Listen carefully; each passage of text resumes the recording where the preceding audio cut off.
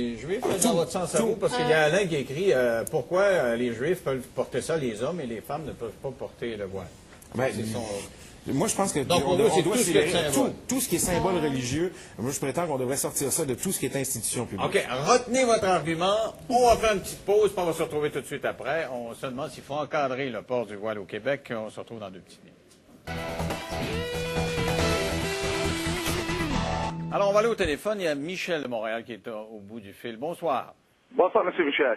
Vous avez une question pour notre invité.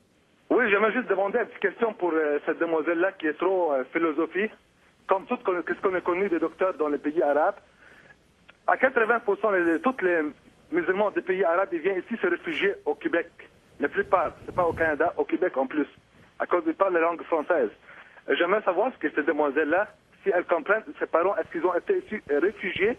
Et c'est quoi son opinion qu'on vient quitter nos pays avec des problèmes politiques pour qu'on se vienne imposer un autre problème politique et notre voile sur des sociétés qui est bien ouvertes à nous accueillir, à nous adopter. Donc, vous êtes immigrant, vous dites, je suis content d'être accueilli ici, puis je ne veux pas transporter les problèmes qu'on a vécu dans mon pays ici. OK, merci beaucoup. Alors, qu'est-ce que vous dites de ça? Le seul problème que mon pays a vécu, c'est la guerre, malheureusement. Vous êtes d'origine libanaise? Je suis d'origine libanaise, le seul problème.